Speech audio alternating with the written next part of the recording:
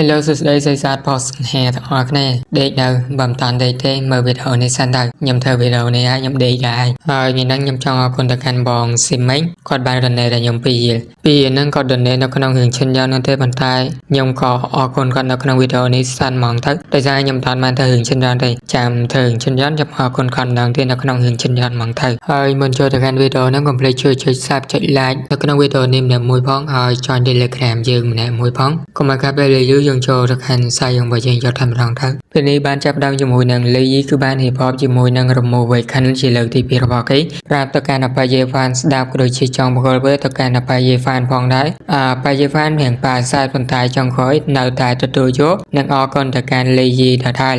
Remove ហ្នឹងទោះឲ្យបងរបស់យើងចង់បង្កើតមែនក៏បានដែរតែក្បាលវ៉ាល់កននោះទេចំណែកបងជីងវិញនឹងបានគិតថានៅពេលដែលជាពេលកូនធំអញ្ចឹងច្បាស់ជាត្រូវសងធំវិញជាមិនខានចំណែកទោះឲ្យផលរបស់យើងគឺគិតឲ្យតែងផលជួយពីបាយេ fan អំពី Remove មួយនេះហើយបន្តមកបានសួរទៅកាន់បាយេ fan ពេលមកទីកន្លែងនេះដើម្បីអីអាកូនហ្នឹងក៏គិតទៅកាន់អតីតកាលវិញដោយសារតែវាគឺផាមកជីងដែលអត្ថប្រយោជន៍របស់នេះគឺជួយគេមានសមត្ថភាពនៅពេលដែលស្លាប់ទៅកាន់បិសាចទទួលបាននៅ experience កូនទ្វេជា2ដូច្នេះហើយគេមានក្រងផ្ដល់នាងយកទៅឲ្យទៅឲ្យផលរបស់យើងវាភាសាជាងបើទុកនាងនៅនឹងគេនោះដោយសារគេមានអ្វីក្នុងការឲ្យនាងស្រូបចេញជក់បាននោះទេមូលហេតុគឺដោយសារតាកូននឹងវាលហាមពេកដូច្នេះហើយបាត់ដោយមួយទួយផលរបស់យើងបានលុយតិចតួចហើយមិនឈប់បានរបស់ទិញទៀតហើយអកូនជា fan ក៏បានរៀបរាប់ឲ្យទួយផលរបស់យើងដឹងអំពី Special Spirit ដែលគេមានផងដែរហើយវាមានអត្ថប្រយោជន៍ម៉េចចឹងទៅចង់ដោះដូរមួយទួយផលរបស់យើងលីយីក៏អត់បដិសេធផងដែរដូច្នេះក៏បានដោះដូរជាមួយនឹងអាកូនហ្នឹងទៅ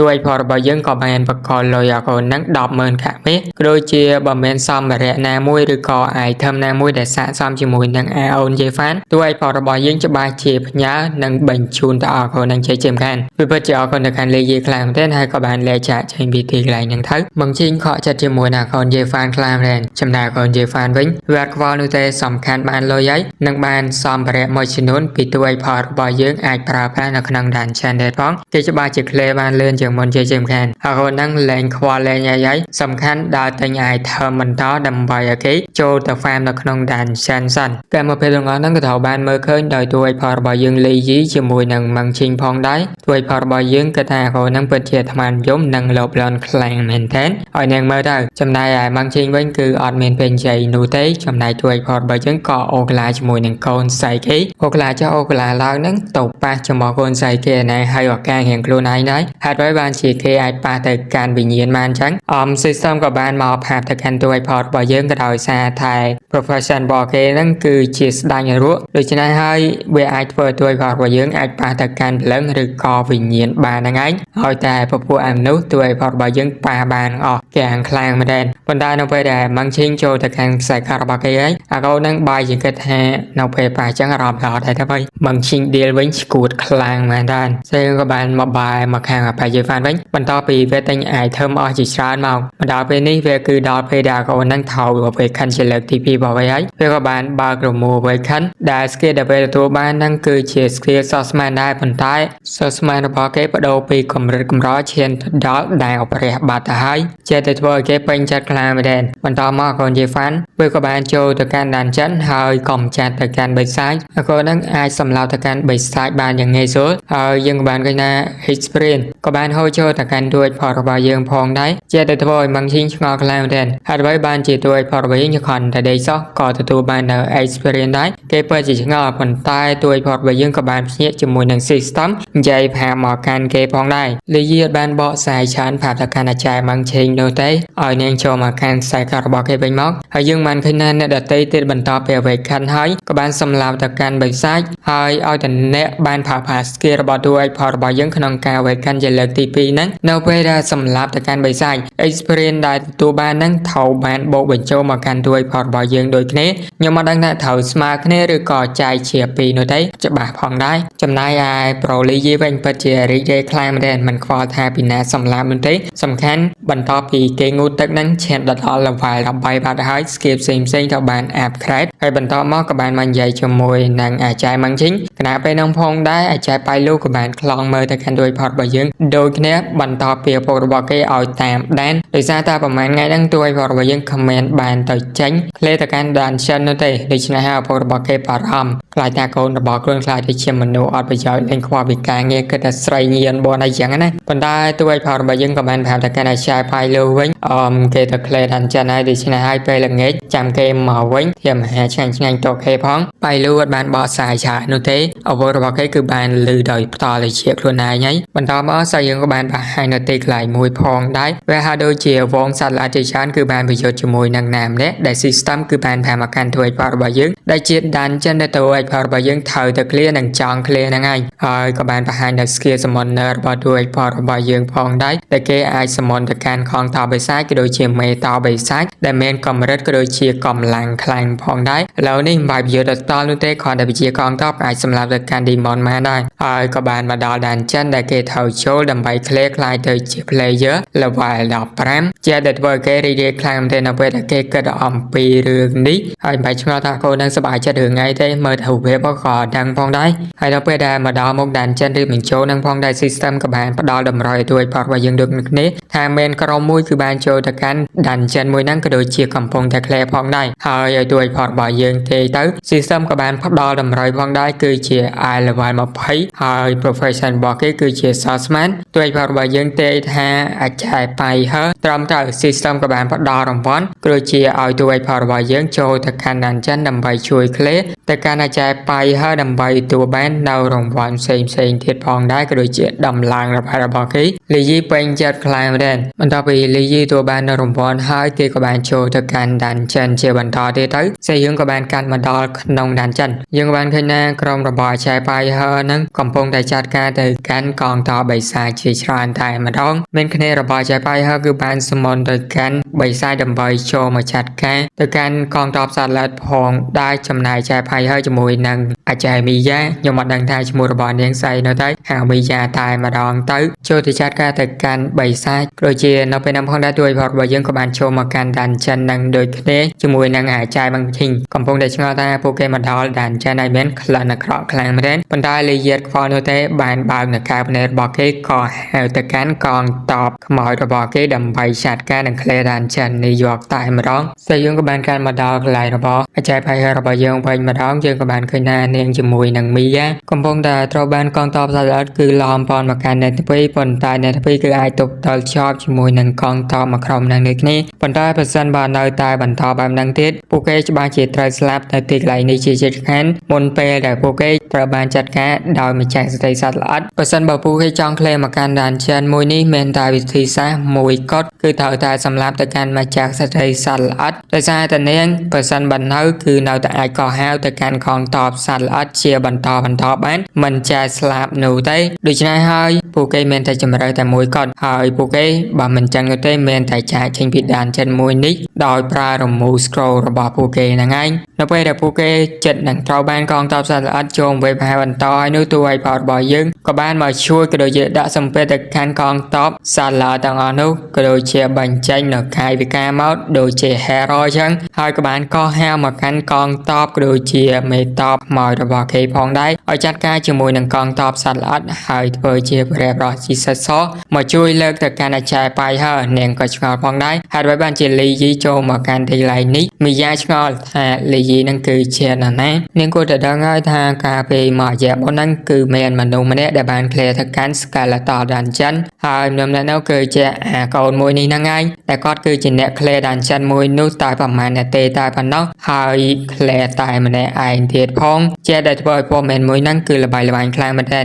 ណាក៏ដឹងផងដែរប៉ុន្តែមិនដឹងថាពីណាគេគឺជាតួឯកហើយឈប់សារទៅកាន់ប្រលីទៅកុំឲ្យគាត់ឈោខ្លាំងពេកក៏បានដែរនៅគាត់វិញថាបើសិនបើចង់ក្លែមកកាន់ Dungeon មួយនេះត្រូវតែចាត់ការទៅកាន់ម្ចាស់ស្ត្រីសត្វល្អិតបើពួកគេមិនតាន់បានសម្លាប់ទៅកាន់នាងនោះទេកងទ័ពសត្វល្អិតជាច្រើននឹងត្រូវបានលេចឡើងជាបន្តបន្ទាប់និរន្តរ៍អត់ចេះចប់ឡើយហើយពួកគេនឹងអស់កម្លាំងតតែ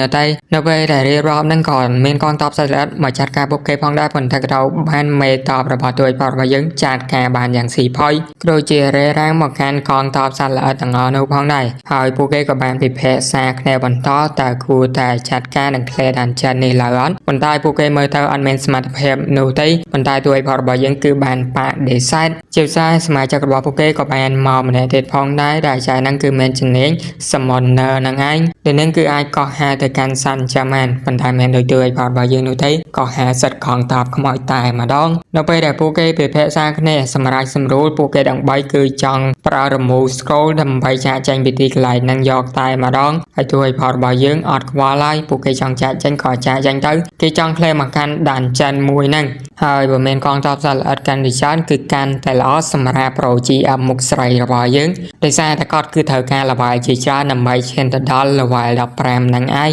ហើយ Pro នឹងប្រឈមមុខជាមួយនឹងកងទ័ពជាមួយនឹងម្ចាស់ស្រីសាឡអិតមិនតាន់បានប្រមាណហ្នឹងហងណាគាត់ក៏បានបញ្ចេញនៅ skill level មិចសិភៅជីវិតនៃការស្លាប់របស់គាត់នឹងចាត់ការទៅកាន់ម្ចាស់ស្រីសាឡអិតជាមួយនឹងកងទ័ពសាឡអិតបាត់ហើយក៏ control វាចាប់ពួកវាជាមួយចូលទៅកាន់ដៃវិញកាចខ្លាំងមែនដែរលេងខូចគេឆៃមកហើយនៅក្នុងការសម្លាប់ទៅកាន់ម្ចាស់ស្រីសាឡអិតជាមួយនឹងកងទ័ពសាឡអិត 36666 ក្បាលទោះឲ្យផលរបស់យើងទទួលបាន experience ជាច្រើនខ្លាំងមែនដែរហើយជាពិសេសទៀតនោះគេមានអាចារ្យមកជាងក្នុងការ